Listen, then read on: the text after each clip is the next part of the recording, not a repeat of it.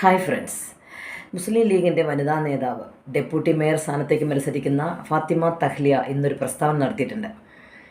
BJPയുടെ ഒരു വോട്ടും എനിക്ക് വേണ്ട, അങ്ങനെ ഒരു വോട്ട് കിട്ടി ഞാൻ ജയിച്ചിട്ടുണ്ടെങ്കിൽ ആ സ്ഥാനം ഞാൻ രാജിവെക്കുമെന്ന്.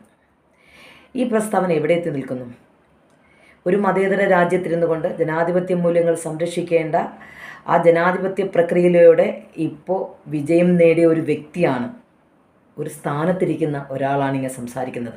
KM ഷാജി പറഞ്ഞതുപോലെ മതമാണ് പ്രശ്നമെങ്കിൽ മതം തന്നെയാണ് പ്രധാനമെന്ന് പറഞ്ഞ് വച്ചെടുത്തുനിന്ന് ഒരു പിൻതലമുറക്കാരി ഉണ്ടായിരിക്കുന്നു. സൂക്ഷിക്കണം.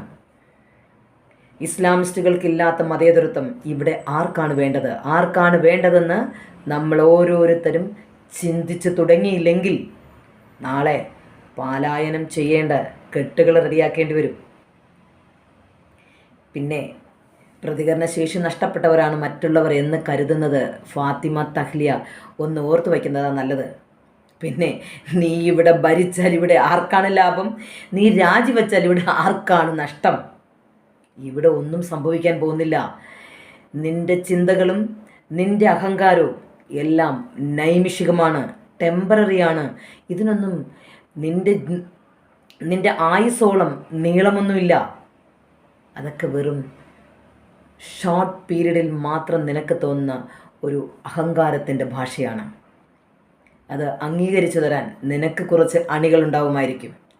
പിന്നെ മറ്റുള്ളവരൊക്കെ മണ്ടന്മാരാണെന്നും പ്രതികരണശേഷി നഷ്ടപ്പെട്ടവരാണെന്നും ഒക്കെ കരുതുന്നുണ്ടെങ്കിൽ ഓർത്തു വയ്ക്കുന്നതാണ് നല്ലത്. പ്രതികരിക്കാൻ തുടങ്ങിയാൽ തുടങ്ങുന്നിടത്തുനിന്ന് ഒടുങ്ങുന്നിടത്ത് മാത്രമേ അവസാനിക്കുള്ളൂ. എല്ലാവരും പതിയിരിക്കുന്നത് കുതിക്കാൻ വേണ്ടിയിട്ടാണ്.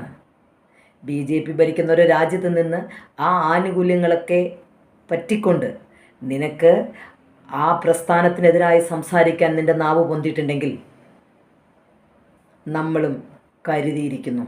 ഇന്നു മുതൽ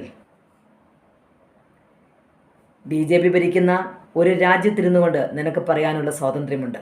പക്ഷേ ഒരു ഇസ്ലാമിക രാജ്യത്ത് നിന്നാണ് നീ ഇത് സംസാരിച്ചിരുന്നെങ്കിൽ, നിൻ്റെ കഴുത്തിന് മുകളിൽ ആ രാജ്യത്തിനെതിരെ നീ സംസാരിച്ചിട്ടുണ്ടെങ്കിൽ, അവിടെ ഭരിക്കുന്ന ഭരണത്തിനെതിരെ നീ സംസാരിച്ചിരുന്നെങ്കിൽ നിൻ്റെ കഴുത്തിന് മുകളിൽ ആ തലയുണ്ടാവുമായിരുന്നില്ല.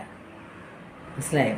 അപ്പം നിൻ്റെ അഹങ്കാരത്തിന്, നിൻ്റെ നാശത്തിന് നിൻ്റെ വാക്കുകൾ, നിൻ്റെ പ്രവൃത്തികൾ കാരണമാകാതിരിക്കാൻ നീ സൂക്ഷിക്കണം. എല്ലാ കണ്ണുകളിലും തീക്ഷ്ണമായ ഒരു അഗ്നി ആളിപ്പടരുന്നുണ്ട് എന്ന് നീ ഓർത്തു വയ്ക്കുന്നത് നല്ലതാ.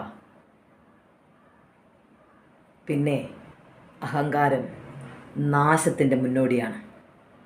ഓർക്ക, പിന്നാലെ നമ്മളുമുണ്ട്. ആരെയും നമ്മളും അങ്ങനെ വെറുതെ വിടില്ല. ഇതൊരു ഭീഷണിയല്ല. നമ്മുടെ മൗനമാണ് നിൻ്റെ അഹങ്കാരത്തിന് കാരണമെങ്കിൽ നമ്മൾ ആ മൗനം വെടിയാനും തയ്യാറാണ്. മനസ്സിലായോ?